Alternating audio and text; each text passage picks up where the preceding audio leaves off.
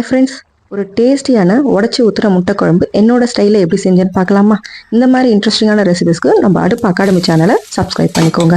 இப்போ ஒரு கடாயில் எண்ணெய் ஊற்றி எண்ணெய் லைட்டாக சூடானதும் 2 பட்டை 4 லவங்கம் கொஞ்சமாக சோம்பு போட்டு பொரிய விட்டுட்டு பொடியாக நறுக்குன 3 வெங்காயத்தை போட்டு கண்ணாடி பாதை வர அளவுக்கு வதக்கிக்கலாம். இப்போ வெங்காயம் வதங்கினதும் ஒரு கொத்து கருவேப்பிலை, காரத்துக்கு தகுந்த 2 பச்சை மிளகாய் கீரி போட்டுட்டு கூடவே நறுக்குன 2 தக்காளி, 1 ஸ்பூன் இஞ்சி பூண்டு பேஸ்ட்டையும் போட்டு 2 கிண்டி விட்டுட்டு இப்போ தக்காளி வேகிறதுக்காக கொஞ்சமாக உப்பு, ஒரு 1/2 ஸ்பூன் மஞ்சத்தூள் எல்லாத்தையும் போட்டு தக்காளி நல்லா குழைய வதங்கி வரணும். இப்போ தக்காளி நல்லா வதங்கி வந்ததும் வெட்டி வச்சிருக்கிற ஒரு உருளைக்கிழங்கையும் நான் ஆட் பண்ணிக்கிறேன். முட்டை குழம்புல உருளைக்கிழங்கு போட்டு அதுவும் சூப்பர் டேஸ்ட்டாக இருக்கும், ட்ரை பண்ணி பாருங்க.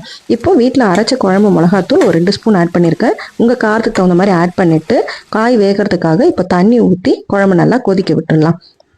குழம்பு நல்லா கொதிக்கிற சமயத்தில் நம்ம ஒரு தேங்காய் பேஸ்ட்டு ரெடி பண்ணிக்கலாம். ஒரு மிக்சி ஜாரில் 10 பல்லு தேங்காய், கொஞ்சமாக கசகசா, ஒரு 1/2 ஸ்பூன் பொட்டுக்கடலை, ஃப்ளேவருக்கு 1/4 ஸ்பூன் சீரகம் போட்டு நல்லா ஃபைன் பேஸ்ட்டாக அரைச்சி எடுத்து வச்சுக்கலாம். இப்போ குழம்பும் நல்லா கொதிச்சிருச்சு.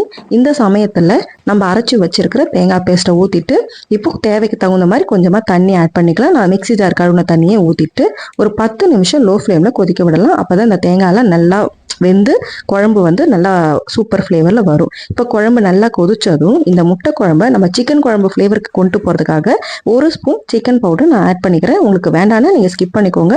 சிக்கன் மசாலா இல்லாதவங்க கரம் மசாலா கூட ஆட் பண்ணிக்கலாம், அது உங்களுடைய இஷ்டம் தான். இப்போ எல்லாத்தையும் போட்டு நல்லா ஒரு கிளறிட்டு ஒரு 3 முட்டையை நான் உடச்சி ஊற்றிருக்கிறேன்.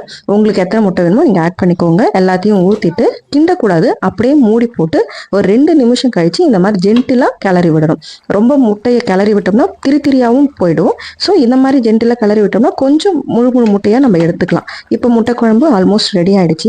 இறக்க போகிற சமயத்துக்கு முன்னாடி ஒரு 1/2 ஸ்பூன் கிட்ட மிளகு தூவிட்டு ஒரு கொத்தமல்லி கருவேப்பிலை தூவி இறக்குனீங்க அப்படின்னா டேஸ்டான சிக்கன் குழம்பு ஸ்டைலில் ஒரு முட்டை குழம்பு, உடச்சி ஊற்றுற முட்டை குழம்பு ரெடி.